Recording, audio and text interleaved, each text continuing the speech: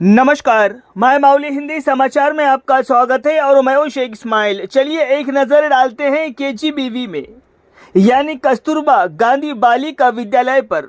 लड़कियों की उच्च शिक्षा के लिए ये हॉस्टल बनाए गए हैं जिसमें 12 क्लास तक बालिका पढ़ाई के साथ कयाम कर सकती हैं। क्या वो बालिका सुरक्षित है, ये सवाल उठता है। उन बालिकाओं के माता पिता चिंतित थे। बेला शहर में भी केजीबीवी पाठशाला है। बेला मंडल के बालिका इस पाठशाला में दाखिला लिए हैं।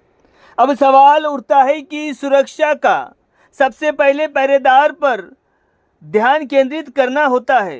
रात का पहरेदार और दिन का पहरेदार, ये दो पहरेदार का रहना जरूरी है, लेकिन कस्तूरबा गांधी बालिका विद्यालय में एक ही पहरेदार है, तो सुरक्षा कहाँ हुई? इसके अलावा स्पेशल ऑफिसर से लेकर स्टाफ का रहना जरूरी है।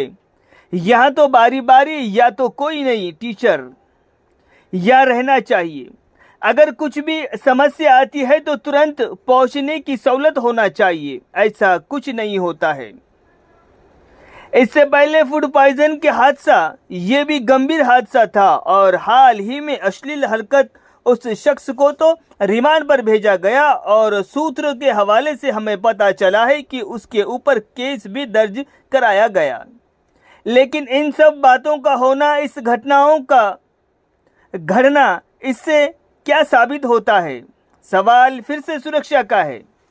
इन बेटियों की सुरक्षा कब होगी? क्या अब तक यहाँ पहरेदार सिर्फ एक ही है? कंपाउंड सही नहीं है? सीसीटीवी कैमरे क्या कमजोर हो चुके हैं? या तो फिर पुलिस प्रशासन के ओर से गश्त नहीं हो रही? जब बेटियां के सुरक्षा का बात होती है तो शिक्षण विभाग क्यों खामोश है? जो सहूलतें तुरंत देना चाहिए उसमें देरी किस बात की है?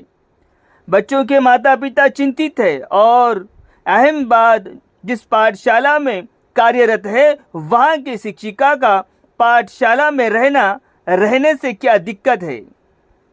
इन हादसों के जिम्मेदार कौन हैं, ये हम दूसरे भाग में पूरे पड़ताल के साथ बताएंगे। कुछ भी क्या भी रहे तो हमको तुम बोलना।